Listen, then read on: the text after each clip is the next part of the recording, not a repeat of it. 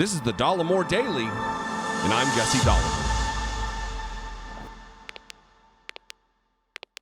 So, if you watch me, if you follow politics at all, you know that the right wing lost their collective minds, or what's left of them, when Joe Biden used the phrase semi-fascist to describe MAGA Republicans. I did a video where I outlined the 14 tenets, general principles, identifying characteristics of fascism. I will link to that video below. Here's a screenshot of what the thumbnail looks like. I would encourage you to watch that video and share it with your social network. But with all the hand-wringing and pearl-clutching and crocodile tears that were shed related to that specific statement that Joe Biden said, I want to play a little evidence that he was correct beyond the video that I did.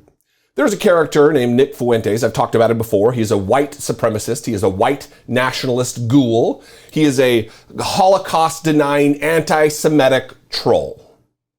Friends with Marjorie Taylor Greene and her ilk, Paul Gosar, the rest of the white nationalists within the Republican Party. He also took part in the parade of tears and crying and, oh, I can't believe he would call us these names. It's so divisive. He's tearing at the fabric of our country by attacking so many MAGA Americans.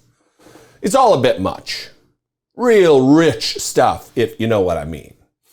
But when I thought about doing this video, I thought, man, maybe I'll play him whining about being called a fascist and then play him being a fascist, but I think I'm gonna do it in the reverse order.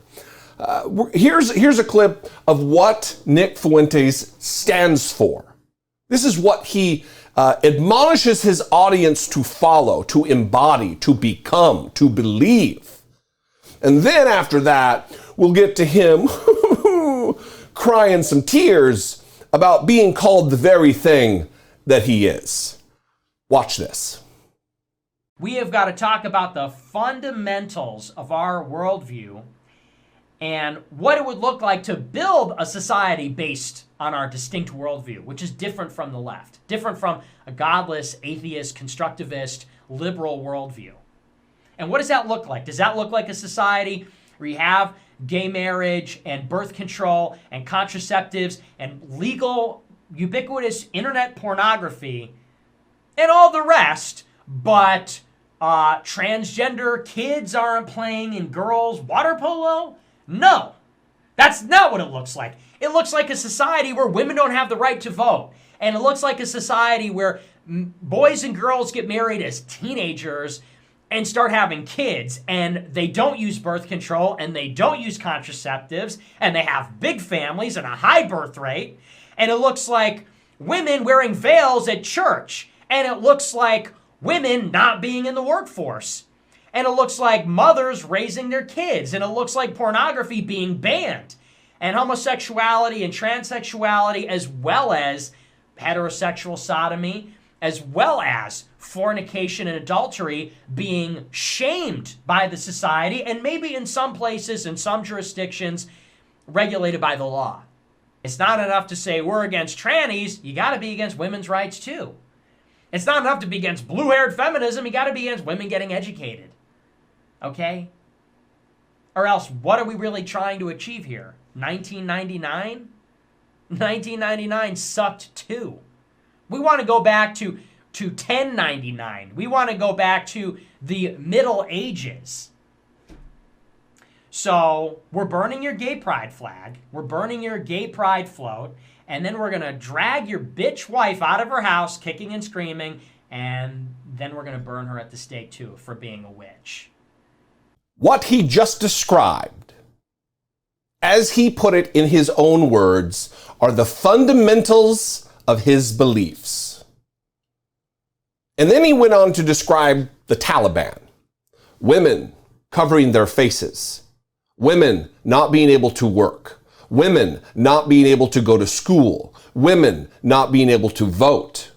The existence of trans and gay people in this country being illegal under color of law. He's describing The Handmaid's Tale on Hulu, except it's what he fundamentally, by his own admission, wants for America. And he has an audience that ascribes to this fundamental belief. This is bigotry, this is hatred, this is violence, this is terrorism. Anti-democratic puke.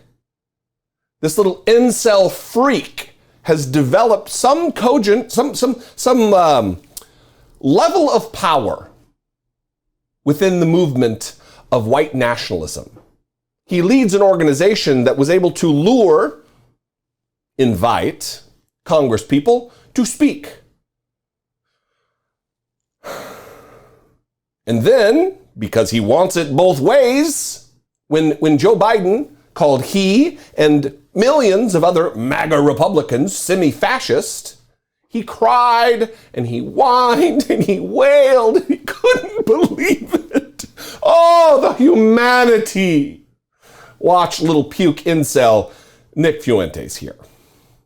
This is the kind of rhetoric that Bush used against Osama bin Laden and Al-Qaeda. This is the kind of language that Reagan used to describe the communists. This is the kind of language that Roosevelt used to describe the Nazis.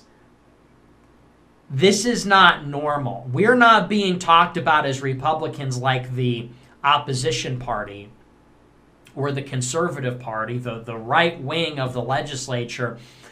We're being talked about by the head of government and the head of state as terrorists and as the enemy, the outsider. And this goes back to political philosophy 101.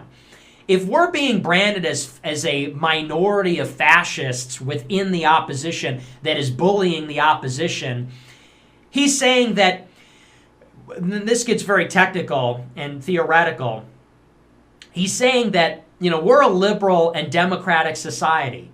But if the Trump supporters are a fascist insurgency within the opposition that is trying to attack liberalism and take over the country, what he's saying is we essentially have to suspend liberalism and democracy to save itself. That is what is contained in there. That's what's contained in this speech. When he says, and by the way, when he says, oh, it's not Republicans, it's these MAGA, that's what you would call scapegoating. He pushes back against being called a terrorist, the enemy, and outsiders, when we just heard him advocate for women having their heads and their faces covered, women being disenfranchised, not allowed to vote, not allowed to have access to contraception, not allowed to have jobs. He wants to outlaw the existence of LGBTQ people in America. And then complains that he's labeled as a terrorist or an enemy. They cannot have it both ways.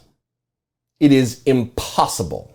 There's no other way to see Nick Fuentes and several others of his ilk other than a danger, a clear and present danger to the United States of America and the global community at large.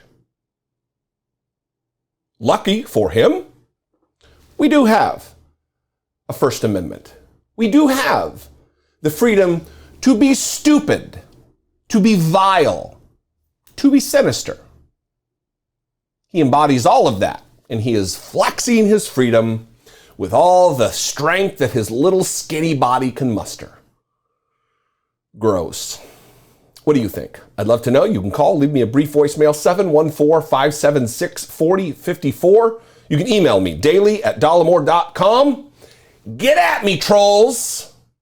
I welcome your input, you whining little children. Follow me on social media. You can also troll me on social media. I am at Dollemore on Twitter, at Dollemore on Instagram, and until I am reinstated, I was at Dollemore on TikTok. Anyway, if you appreciate what I do, and I am your flavor of a political commentator here on YouTube, you can click the join button below, become channel member for as little as $1.99 a month, just pennies a day, or you can go over to patreon.com/IDoubtIt podcast. Both those are great ways to support what I do right here on this platform. I love you guys. I appreciate you very much. I'll see you next time. Until I do, be genuine. Take care of one another.